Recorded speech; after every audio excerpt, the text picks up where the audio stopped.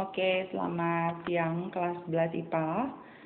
Ya, hari ini kita lanjut lagi ya. Kemarin sudah mengenal jenis-jenis entalpi standar dan cara untuk membuat ya reaksinya.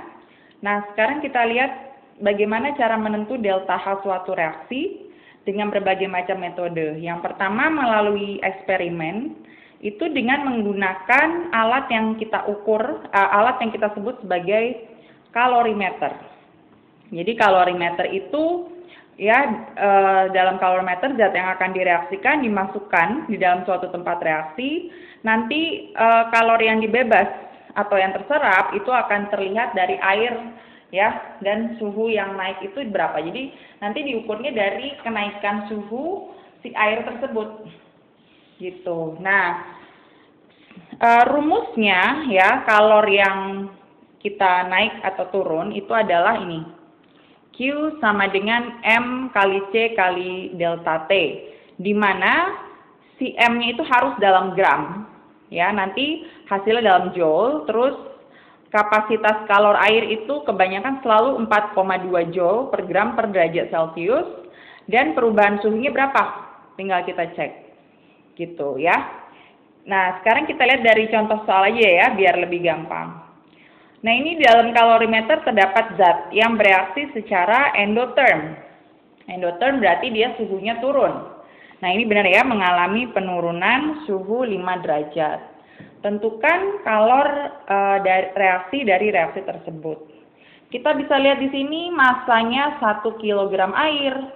Ternyata berarti ini nggak bisa kita langsung pakai karena harus diubah dulu ke gram. 1 kg itu diubah menjadi gram, itu adalah 1000 gram ya.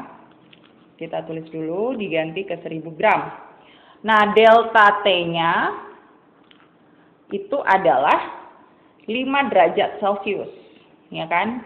5 derajat Celcius. Ya. Nah, terus habis itu C-nya kita udah tahu yang tadi ya, selalu kalau nggak diberitahu selalu 4,2. Nah, tinggal masukin ke rumus, Q sama dengan MC delta T, 1000 kali 42 kali 5. Nah, tinggal kita hitung ya, 1000 kali 4,2 dikali 5, berarti 5000 kali 4,2. Jawabannya 21.000 joule. Nah, ini kalau ditanya 21.000 joule ini menyerap atau menerima, menyerap atau melepas. Karena dia suhunya turun, berarti kan dia endotherm, berarti ini menyerap ya. Jadi ini positif, yaitu menyerap. Nah, gitu. Ya, ini model soal yang pertama, yang langsung di kalorimeter. Nah, model soal kedua itu adalah kalau di reaksi netralisasi. Seperti di sini ya. Jadi ini ada 50 mili larutan HCl 1M yang suhunya 22 derajat. Berarti ini ada dua. Ada HCl ya. HCl kita tulis dulu 50 mili. Kita kali dulu ya dengan 1M. Jadi nah, gini. Ya, jadi kalau V kali M itu akan menjadi mol. Cuma kita harus ganti dulu ke liter. Jadi kalau 50 mili itu ke liter jadinya 0,05. Dikali 1M berarti 0,05 mol. Itu yang harus kita tulis dulu. Dia dicampur dengan NaOH yang suhunya sama ya. 50 mili sama juga berarti NaOH nih.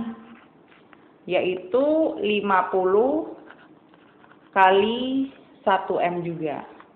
Ya, berarti pasti sama ya, 0,05 mol. Ini. Nah, berarti suhu awalnya T1-nya 22 derajat kan, dua-duanya. Terus habis itu T2-nya ternyata naik suhunya, berarti melepas kalor ya, exotherm. Naik menjadi 28,87. Nah, ya, berarti delta T-nya harus dihitung dulu. Ya kan? Berarti di 28,87 dikurang dengan 22, yaitu 6 Nah, setelah itu baru tentukan delta HR netralisasi. Nah, kalau Q itu bukan delta H, jadi kita harus hitung dulu sih Q-nya ya. Berarti Q itu rumusnya kan M kali C kali delta T, ya kan? Nah, M-nya itu adalah gabungan, mililiter gabungan mereka.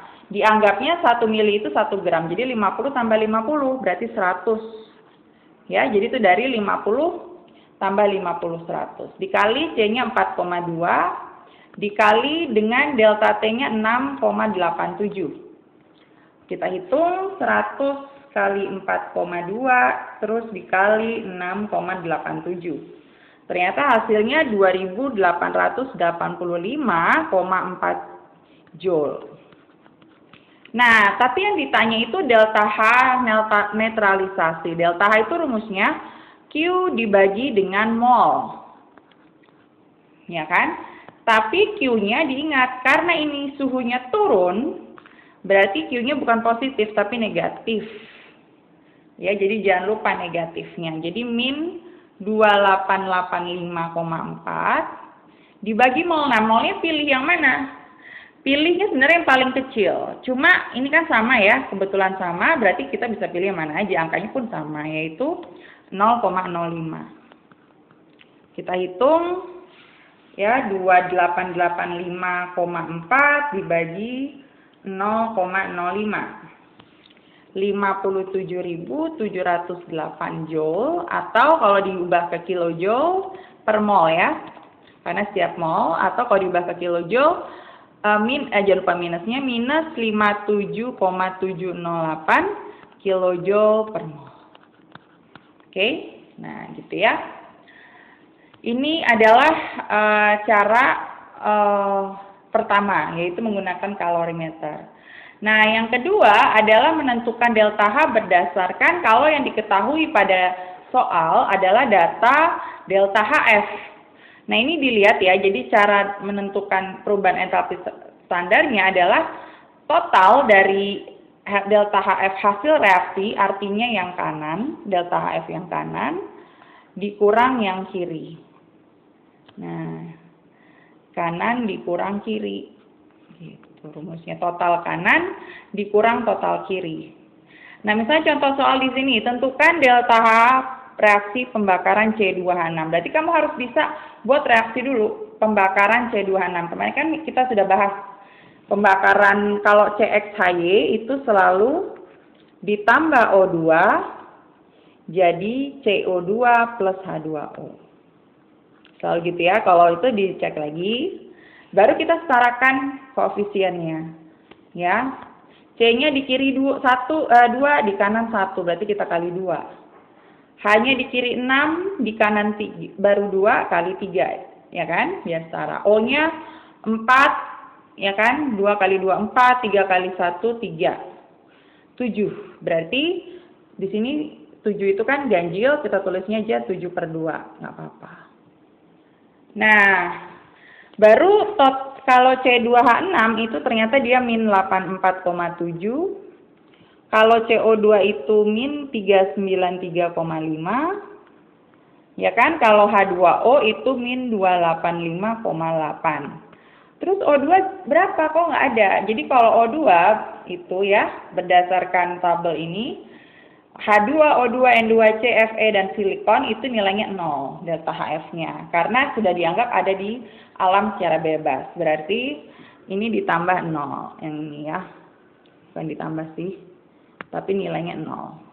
Nah, totalnya kan, ya, delta HR itu adalah yang kanan dikurang yang kiri. Total kanan kurang total kiri. Ya udah kita tinggal hitung aja. Seperti mat. Gitu. Berarti yang kanan kan 2 dikali minus 393,5 ditambah, ini kan angkanya 3 ya, H2O-nya 3 kali minus 285,8, ini yang sebelah kanan, dikurang yang kiri kan berarti cuma C2H6, cuma jumlahnya 1 ya, jadi minus 84,7, O-nya nggak ada, ya kan, karena 0. Terus ini tinggal dihitung seperti biasa. 2 kali 2 kali minus 2 kali, sebentar ya. Sebentar ya, Miss. Buka dulu kalkulatornya. Ini tinggal dihitung biasa ya. Total kiri kurang total kanan. Nah, yang kiri berarti 2 kali minus 393,5, min plusnya diperhatikan, ditambah 3 kali minus 285,8. Ya kan, ternyata yang sebelah kiri minus 1644,4, min ketemu min ini ya. Jadinya plus 84,7. Kita tambah 84,7. Ternyata hasilnya minus 1559,7 kilojoule per mol. Selesai ya. Jadi total yang sebelah kanan dikurang total sebelah kiri. Nah, nanti di soal latihan nih ya, latihan 34, gunakan data delta HF. Berarti data yang di sini nanti Miss bagikan juga ya sekaligus dengan soalnya. Nah, nanti tinggal dikerjakan gitu ya. Nomor 2 udah ada reaksinya, nomor 1 juga anak udah ada reaksi, tinggal dikerjakan. Tinggal dihitung entalpi reaksinya. Oke, hari ini sampai di sini dulu. Selamat siang semua.